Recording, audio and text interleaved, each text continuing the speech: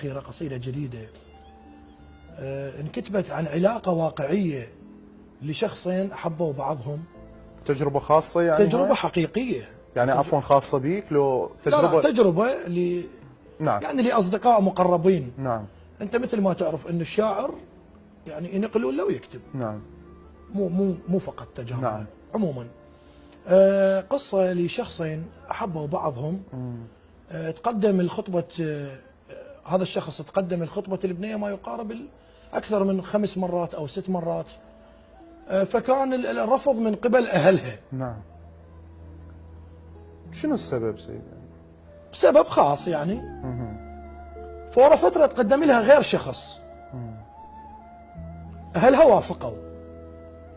فبيوم الخطبة البنية دخلت على أهلها. ايش قالت لهم سيدي؟ قالت لهم لا تزوجوني إلا ترجاكم، والله أقبل خادم أبقى وياكم. الله. يما حلفتش باللي بلتها الهلين، بزفت اريد وليفي يتلقاكم. عاشقه وما أمن بحضن الغريب، ومن خطبني الكون أحس بعيون ضاق. ورا ال7 مناخذه يطلقني خاف وانا طفله وين الطلاق. بويا لا تحرموني من الحب حلال، وقلبه ما يطيني اعيش بدونه.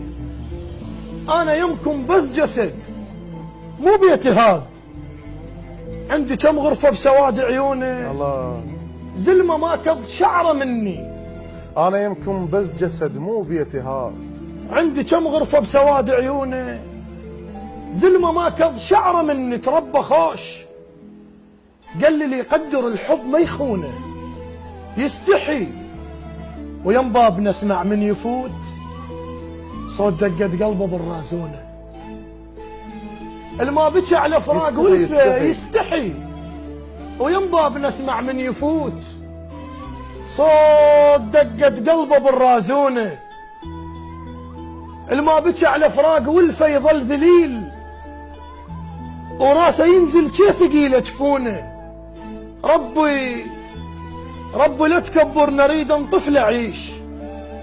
ادري باهل اللي يكبر يبيعونه. كون اعرف ايش ضمت للدنيا هاي، كان زفيت النعش لمتونه. شايف اللي يندم على فراق العزيز، 10 أصابع ما تكفي سنونه.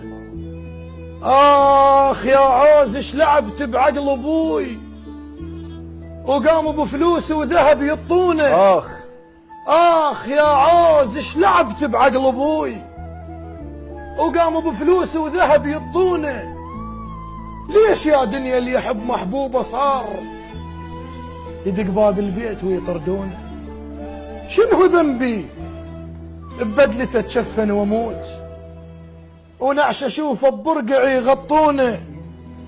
قولوا للجناس خلي يسترخي حيل، ما تتعب جثتي صغيرونه.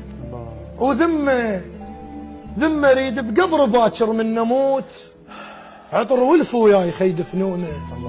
عطر ولف وياي خيد فنونه. الله الله الله على هاي القصيدة الرائعة. سلامتكم. القصيدة المهمة هاي اللي تعالج، يعني بصراحة تعالج قضية، وأهنيك عليها سيد. أكيد هي أغلب أخواتنا